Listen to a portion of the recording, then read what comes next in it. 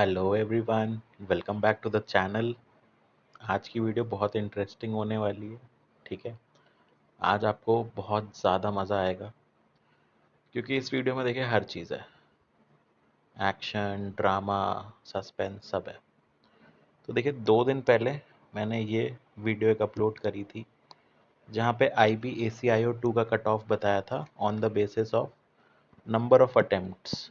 ठीक है, जो मेरे फ्रेंड्स, कोलीग्स, ठीक है, ऑफिस के कलीग्स, कॉलेज के जूनियर सीनियर और जो मेरे क्लोज टेलीग्राम ग्रुप के लोग थे, उनसे जितनी मेरी इंटरेक्शन हुई थी उसके बेसिस पे मैंने नंबर ऑफ अटेम्प्ट्स आप लोगों को बताए थे और एक अंदाज़न कट ऑफ बताया था कि कट ऑफ कितना हो सकता है। ठीक है, आज आपकी आंसर की आ चुकी है। ठीक है, आंसर की आने के बाद काफ़ी लोगों ने मार्क्स मिला लिए हैं और काफ़ी लोगों के मार्क्स कम हो रहे हैं। ठीक है, रैंक मित्रा पे भी डेटा आ चुका है। तो हम इन सारी चीज़ों को डिस्कस करेंगे और मैं आपको बताऊंगा कि ऐसा क्या था कि मैंने सिर्फ अटेम्प्ट के बेसिस पे ना आपको एक आइडिया दे दिया था कि कट ऑफ क्या रह सकता है। ठीक है, चलिए स्टार्ट करते हैं ये वीडियो। आप देख लेना, ये वाला यहाँ पे मैंने कट ऑफ बताई थी, 2 दिन पहले डाला है। 5.5 के लोगों ने देखा है। ठीक है, 61 लाइक भी किया है लोगों ने। डिसलाइक क्यों नहीं करते हैं यार, डिसलाइक भी कर दिया करो। चलिए देखिए, लास्ट वीडियो डाला था ना, उसमें क्रिटिसिज्म बहुत आया था। कमेंट सेक्शन में लोग एकदम खतरनाक तरीके से ट्रोल कर रहे थे कि इतना हाई अटेम्प्ट, 97 अटेम्प्ट, 94 अटेम्प्ट कोई कैसे कर सकता है। ठीक है, इसके बारे में मैं बाद में बात करूँगा। कट ऑफ मैंने आपको बता चुका था लास्ट वीडियो में कि 55 प्लस अगर आपका रॉ स्कोर आता है आंसर की से, then you should be at a safe level. ठीक है, और मैं आपको ये भी बताऊंगा कि मुझे इतनी क्लैरिटी क्यों है कि मैं कट ऑफ कैसे मैंने प्रिडिक्ट कर दिया। ठीक है, सारे डिस्कशंस होंगे। चलिए सबसे पहले कुछ कमेंट देख लेते हैं। तो ये उसी वीडियो में कमेंट आए थे। ठीक है, मिस्टर पिलग्रिम ये बोल रहे हैं कि भाई इम्पॉसिबल है 90 प्लस अटेम्प्ट करना 60 मिनट्स में। वाइल्ड गैस मारे होंगे। ईथन हंट, ये मिशन इम्पॉसिबल वाले हैं। ठीक है, ये बोल रहे हैं कि भाई कितना तुक्का मारा, 97 अटेम्प्ट में 3 क्वेश्चन क्यों छोड़े, 100 कर लेता। फिर जब मैं वीडियो रिकॉर्ड कर रहा था तो 3 मिनट पहले ही कमेंट आया था। ठीक है, कि 90 प्लस कुछ भी मतलब बताया जा रहा है। एक और कोई भाई थे हमारे, इन्होंने बोला कि भाई 7 दिन रुक जाओ, 90 प्लस अटेम्प्ट वालों का स्कोर 60 से नीचे आ जाएगा क्योंकि पेपर इतना इजी नहीं आया था।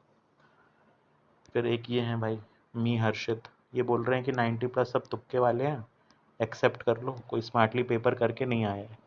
Thums up. ठीक है, नीतू मीना मैडम है, मैडम कट ऑफ पूछ रही हैं कैटेगरी वाइज, तो उस पर भी हम लोग यहाँ पे चर्चा करेंगे। ठीक है, देखिए यहाँ पे 15 लाइक हैं, 9 लाइक हैं, तो मतलब ऐसे भी काफ़ी जनता थी जो ये मानती है कि 90 प्लस अटेम्प्ट नहीं हो सकता, और अगर होगा ना तो तुक्के मारेंगे। और तुक्के कोई बहुत ही बुरी चीज़ है कि तुक्के नहीं मारने चाहिए एग्ज़ाम में, ऐसा कुछ इनके दिमाग में है। तो ये सारे कमेंट्स आए थे। फिर एक और भाई थे, इन्होंने बहुत लंबा चौड़ा कमेंट लिखा था।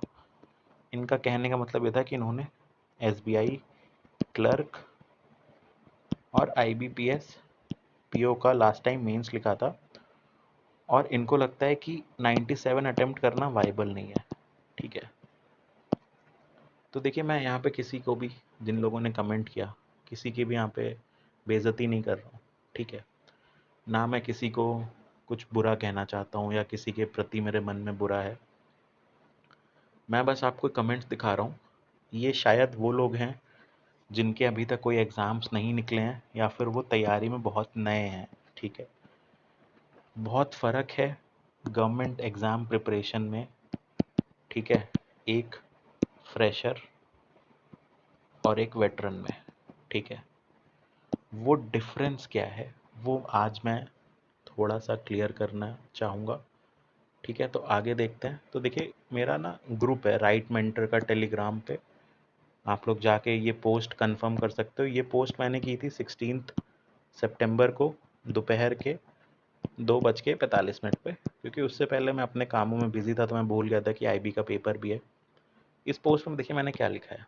इस पोस्ट में मैंने ये लिखा है कि IB के किसी भी स्टेज में मार्क्स पता नहीं चलते हैं। प्रीलिम्स में क्या नॉर्मलाइजेशन हुआ है, क्या आंसर की चेंज हुआ है, कुछ भी पता नहीं चलता है, ठीक है।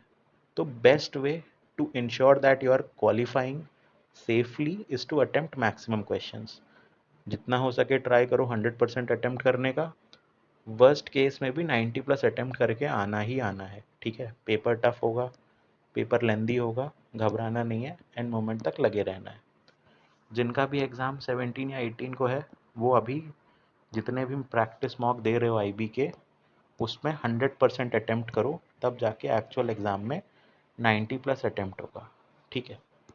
ये मेरा पोस्ट था, आप टेलीग्राम ग्रुप पे जाके देख सकते हो।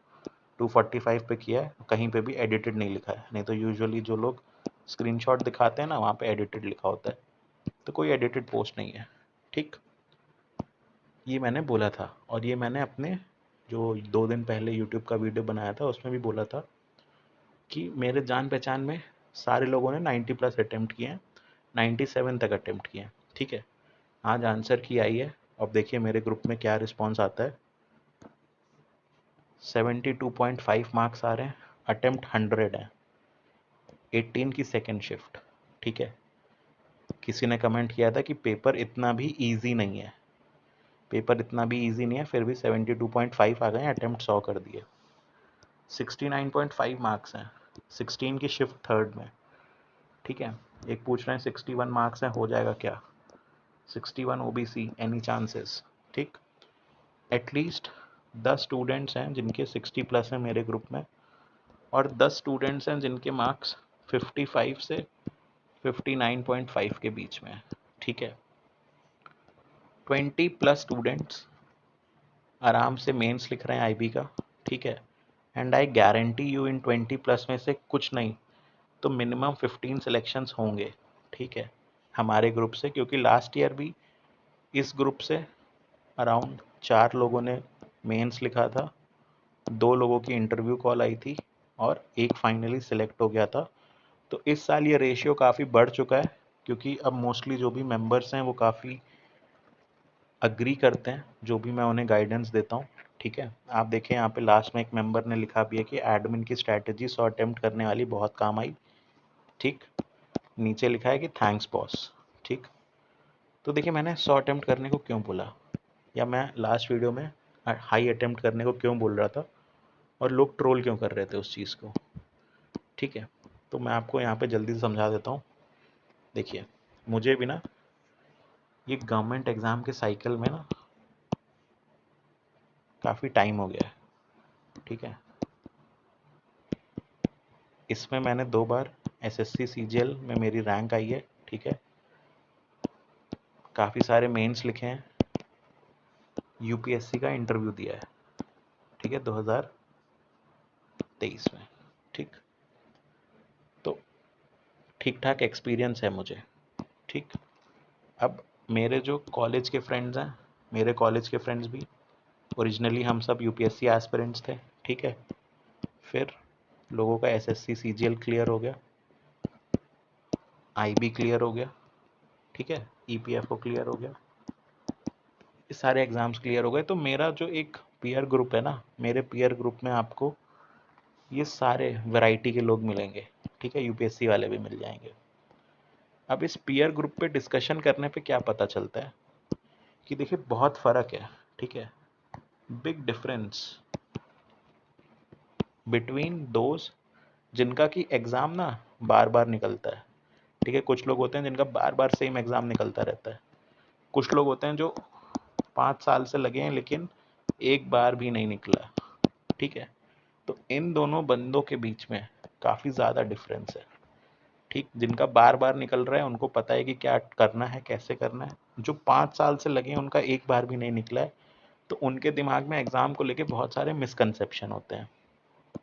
अब इसमें क्या है कि जो न्यूबीज़ होते हैं, ठीक है, जैसे 2023 में ग्रेजुएट हुए, 2024 में ग्रेजुएट हुए, 2025 में ग्रेजुएट हुए, तो इन लोगों को एक्चुअल डिमांड क्या है गवर्नमेंट एग्ज़ाम्स की, वो समझने में ही ना 2 से 3 साल लग जाते हैं, ठीक।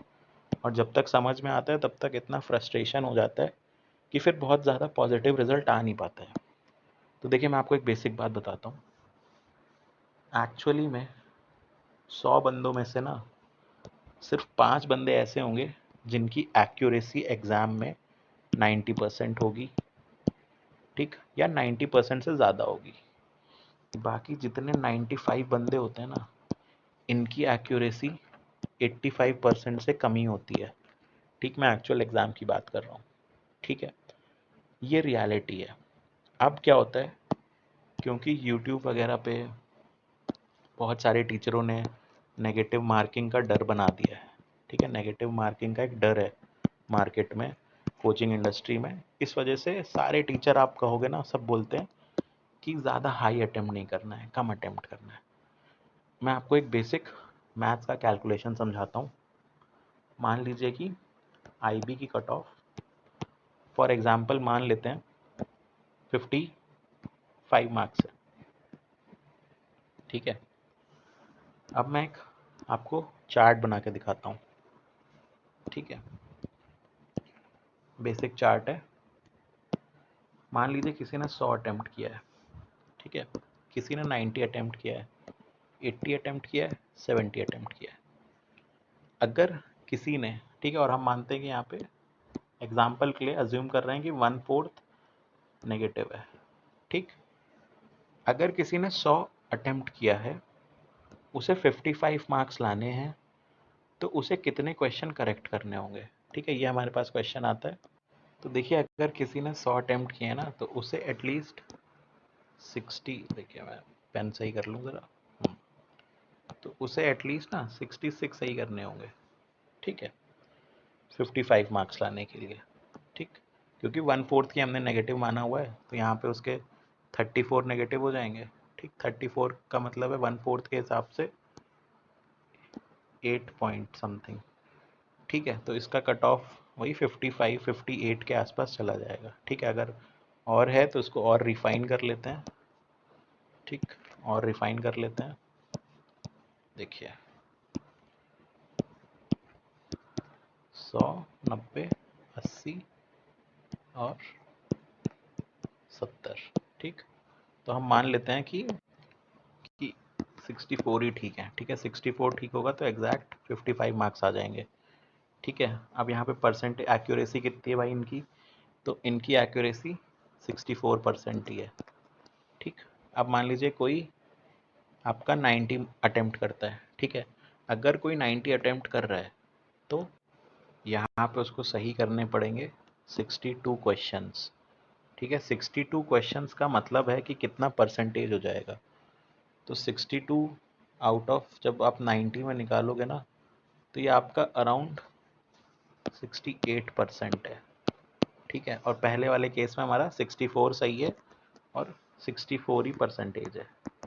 ठीक है, अब मान लो आप 80 अटेम्प्ट कर रहे हो, तो 80 में आपको कितना सही चाहिए? 55 लाने के लिए आपको चाहिए 60 सही क्वेश्चन। ठीक है, और 60 क्वेश्चन जब आप सही कर लोगे ना, तो आपका परसेंटेज यहाँ पे बन जाएगा 75। ठीक है, 75% एक्यूरेसी होगी। अगर आप 80 अटेम्प्ट करोगे तो आपके 55 मार्क्स आ जाएंगे। ठीक है, हमारा टारगेट है। अब मान लो आप 70 अटेम्प्ट कर रहे हो, तो 70 अटेम्प्ट करोगे तो आपको कितने सही होने चाहिए? आपको 58 क्वेश्चन सही करने हैं, यानी कि आपकी एक्यूरेसी हो जाएगी 83% के आसपास।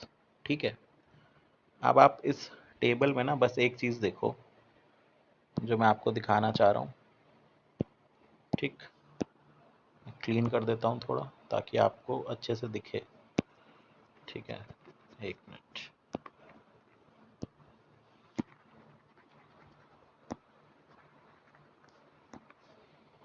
अब आप देखो यहाँ पे है 64% एक्यूरेसी। ठीक है, अब आप एक चीज़ नोटिस करो कि जैसे जैसे ना आपके अटेम्प्ट आप कम कर रहे हो, ठीक है, आप अपने अटेम्प्ट अगर कम करोगे, आपकी एक्यूरेसी जो है, एक्यूरेसी आपकी बढ़ेगी। ठीक, लेकिन हमें पता है कि एक्चुअल एग्ज़ाम में 75 से 80% के बीच में लोगों की एक्यूरेसी होती है। ठीक है, तो 75 से 80% एक्यूरेसी होती है, लेकिन वो मैक्सिमम है। अगर एग्ज़ाम हॉल में आप जाओगे ना, तो थोड़ी कमी होती है, वहाँ पे टेंशन नर्वसनेस होती है। अगर आप फुल अटेम्प्ट कर रहे हो ना, you need the minimum accuracy to qualify any exam. आप 100 अटेम्प्ट करो, सिर्फ 64% एक्यूरेसी में काम हो जाएगा। लेकिन आप जैसे जैसे अपने अटेम्प्ट कम करते जाओगे, आप 70 अटेम्प्ट करोगे ना, आपको 83% एक्यूरेसी चाहिए, आपकी एक्यूरेसी बढ़ जाएगी। अब देखिए इशू क्या है। इशू ये है कि ये चीज़ ना कोचिंग वाले समझाते नहीं है, बच्चे खुद से भी नहीं समझते हैं जब तक उन्हें 3-4 साल गवर्नमेंट एग्ज़ाम की प्रिपरेशन में लग नहीं जाते। आपके लिए एक्यूरेसी बढ़ाना, ठीक है, बहुत मुश्किल है। अगर आप 70% एक्यूरेसी के आदमी हो, आपको 80% एक्यूरेसी पे जाना है, आप 2 साल पढ़ाई करोगे ना तो भी गारंटी नहीं है, there is no guarantee that you will reach to 80% accuracy in actual exam, ठीक है। But there is a guarantee कि अगर आप, मैं क्लीन कर देता हूँ, देयर इज़ अ गारंटी कि अगर आप 75% एक्यूरेसी पे हैं और आप पूरा पेपर अटेम्प्ट कर रहे हो, 100% अटेम्प्ट कर रहे हो, तो आपकी एक्यूरेसी गिर के अगर 64% भी हो गई तो भी आपका एग्ज़ाम क्लियर हो जाएगा, रुकेगा नहीं, ठीक है। This is the simple mathematics behind attempting high, ठीक है। हाई अटेम्प्ट इसीलिए करना है कि अगर आपकी एक्यूरेसी भी कम हो रही है, जैसे 75% आपकी एक्यूरेसी नॉर्मली थी, लेकिन अगर एग्ज़ाम हॉल में टेंशन की वजह से, पेपर टफ आने की वजह से एक्यूरेसी 64% भी है ना, तो भी आपके 55 मार्क्स आ जाएंगे, ठीक है। ये बहुत आसान है करना, लेकिन एक्चुअल एग्ज़ाम हॉल में 75% को बढ़ा के 80% करना एक्यूरेसी बहुत मुश्किल है, ठीक है। ये चीज़ लोगों को समझ में नहीं आती है, मुझे नहीं पता क्यों नहीं समझ में आती है, but this is the fact कि क्यों आपको ज़्यादा अटेम्प्ट करने चाहिए। अब रैंक मित्रा के डेटा पे देख लेते हैं। तो देखिए ये रैंक मित्रा का डेटा है, जब मैं वीडियो बना रहा था ना उस टाइम तक का डेटा है। तो ये अराउंड 25K स्टूडेंट्स का डेटा है, ठीक है। पेन थोड़ा बड़ा कर लेते हैं, हाँ। तो ये आपका 25K स्टूडेंट्स का डेटा। इसमें अगर आप देखोगे ना 60 मार्क्स के ऊपर लगभग 4,000 लोग हैं, 55 के ऊपर लगभग 8,000 लोग हैं, ठीक है। 50 के ऊपर 12,000 है, ठीक। ज़्यादातर जब जैसे जैसे इसमें डेटा बढ़ेगा ना, जो क्लस्टरिंग होगी, जो मुझे समझ में आता है, वो क्लस्टरिंग आपकी ज़्यादातर 50 से 55 यहाँ पे होगी क्लस्टरिंग, ठीक है। यहाँ पे क्लस्टरिंग होगी, तो अगर कोई 55 के ऊपर रॉ स्कोर ला रहा है तो वो सेफ़ है। तो देखिए अगर आपका 55 प्लस रॉ स्कोर है और आप यू आर ओबीसी से बिलोंग करते हो, देन यू आर सेफ। आप इसमें 2 से 3 मार्क्स कम कर लो तो ईडब्ल्यूएस और ओबीसी का इतना कट ऑफ जाएगा, ठीक है। 5 से 6 मार्क्स एससी एसटी का जाता है, थोड़ा ज़्यादा भी जा सकता है, बट आईबी रिलीज़ नहीं करता है तो एग्जैक्ट कहना मुश्किल है। अभी के लिए आप इतना मान लो, इर्रिस्पेक्टिव ऑफ योर कैटेगरी, अगर 55 प्लस आपका रॉ स्कोर है, then that is a very safe score to have, ठीक है। और यहाँ पे दूसरी चीज़ देखो, 60 मार्क्स लाने वाले 4,000 लोग हैं इंडिया में, ठीक है। क्या ये 4,000 के लोगों की ना सबकी क्या एक्यूरेसी आपकी 90% होगी? क्या आपको लग रहा है कि इनकी एक्यूरेसी 90% है? बिल्कुल नहीं है। इसमें से हार्डली ना 100 लोग होंगे जिनकी एक्यूरेसी 85 से 90% होगी, और आईबी का पेपर इतना ट्रिकी था ना कि ये मेंटेन करना भी मुश्किल है। तो जब इनकी एक्यूरेसी इतनी नहीं है, तो ये आपको समझना चाहिए इस डेटा से कि इन्होंने ज़्यादा अटेम्प्ट किए होंगे भाई। इनके 60 मार्क्स आ रहे हैं तो इन्होंने पक्का 90, 95, 85 अटेम्प्ट किए होंगे, तब इनके कट के 60 आ रहे हैं, ठीक। या दूसरी चीज़ हो गई। अब देखिए शिफ्ट का देख लेते हैं। शिफ्ट में देखेंगे आप 45 से लेके 54 तक डेटा है 25 के स्टूडेंट्स का। जैसे जैसे स्टूडेंट्स का डेटा बढ़ेगा ये एवरेज और कम होगा। तो ऐसे में क्या है, जो मैंने 55 बोला है ना, मुझे लगता है कि that will be a relatively safer score, and आपको मेंस की कॉल आ जाएगी अगर आंसर की के वेरिएशंस आपके अगेंस्ट नहीं जाते हैं, क्योंकि आंसर की में चेंजेस होते हैं और फिर आईबी जो है रिवाइज्ड आंसर की रिलीज नहीं करता है, ठीक है, सीधे रिजल्ट आता है। तो पॉसिबिलिटी है कि अगर आपके सिर्फ 55 आ रहे हैं या 56 आ रहे हैं, तो ऐसी पॉसिबिलिटी है कि आपकी मेंस कॉल ना आए, क्योंकि हो सकता हो आपका कम हो जाए मार्क्स, ठीक है। तो ये मैंने आपको देखिए कट ऑफ के बारे में बता दिया। देखिए अब ये रैंक, ठीक है, ये रैंक आप देखो, ये रैंक मित्रा पे ना टॉप 20 रैंक है स्कोर के हिसाब से, आप देखो कि 82.75 कोई लेके आ रहा है, ठीक है। कितने लोग लेके आ रहे हैं ये तो रैंक मित्रा ने नहीं बताया, लेकिन हम मानते हैं कि एक ही बंदा लेके आ रहा है। तो इसने 82.75 लेके आए हैं, तो क्या इसने सिर्फ 85 क्वेश्चन अटेम्प्ट किए होंगे? ऐसा तो हो नहीं सकता।